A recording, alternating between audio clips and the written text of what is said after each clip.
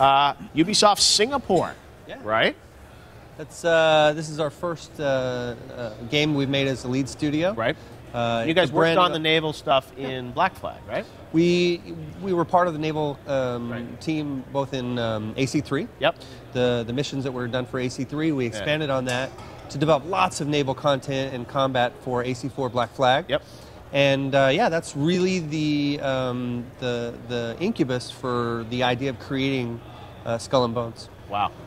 Well, so I think you've said it right there. But sort of you looked at the excitement people had around that content in Assassins. Why did you want to sort of break off and do build a world that was different than Assassins? Well, the idea of being a pirate is a base fantasy. It's something we've all wanted to do since we were little kids. And that's where the passion started in terms of making a game about pirates. We wanted to make something that really appealed to what our fans were asking for. If you look back at a lot of the comments and feedback we got, the research we did, everybody was saying we want to have Black Flag but multiplayer. We want to have naval combat, an opportunity to be a pirate and be engaged in that fantasy with my friends and against other players.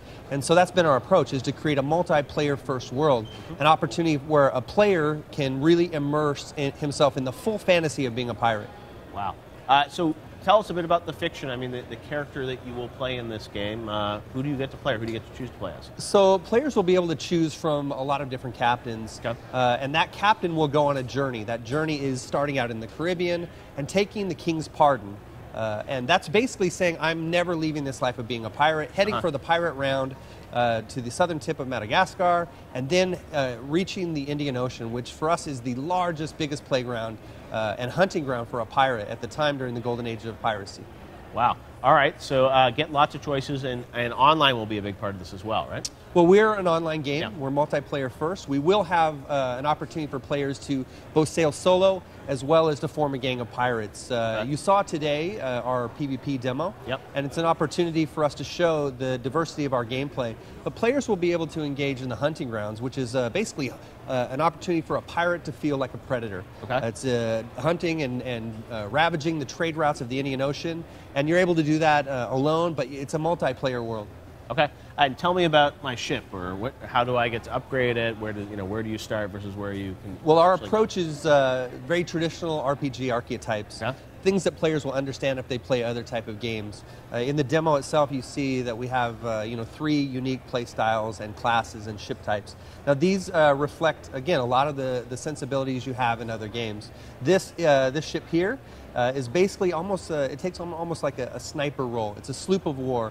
And his goal is to basically do high damage from a distance using his long nines. And I don't know where we're at in the video, but it allows you to really strike. And here you can see the enemy team using your spyglass. Wow, well, visually it looks really stunning. Is it the same kind of Assassin's engine that you've just kind of continued to build on? We built the game from the ground up. Oh, wow. Okay. The most amazing thing, I think, and the thing that we're very, very proud of, is the ocean itself is fully replicated. So our multiplayer is on dedicated servers, and every movement that you see, the physics-based ocean is something that every player will experience collectively. Wow. So obviously, water technology is a big part of it. You said it's online based, so how is this going to roll out to fans? Are you going to let fans in early to sort of help test it with you and build it, or what's the role? We've already started doing that. We have a core group of dedicated. Those guys are lucky. Fans. The game's not even announced. You're like, we've had fans in there for a while. They get to play it more than I do. How did they get in? It's just reaching the right audience, finding people who are passionate about the genre, people who are passionate about Ubisoft games. Cool. But we do have online phases that are opening now, so you can sign up now, get more information, and get involved. Okay. The biggest thing for us is to get people involved to help shape the game. The community is what the game is for. Yeah.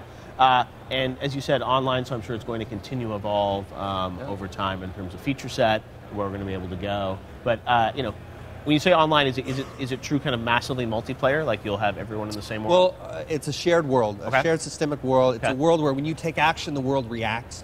As we launch, we're starting in Madagascar, which is what you can see here, the beautiful world. It's basically the Mozambique Channel. And over time, we're going to add new regions and areas for the player to explore. If you think about the fishbowl of the Caribbean versus the mass expanse of the Indian Ocean, we have a huge canvas to paint and tell our story. Wow, well, it definitely looks like there's a lot to this game, and it's so cool that fans are going to be able to get in. So they can actually sign up now, and you're going to start. Absolutely, wow. Okay, cool. I saw it was going to be spring 2018 is when it's officially going to come out. 2018. 2018. Sorry. don't want to pin you down any further than... Yeah, I mean, like I said, I'm very excited to get it in the hands Yeah. of people at the E3 floor.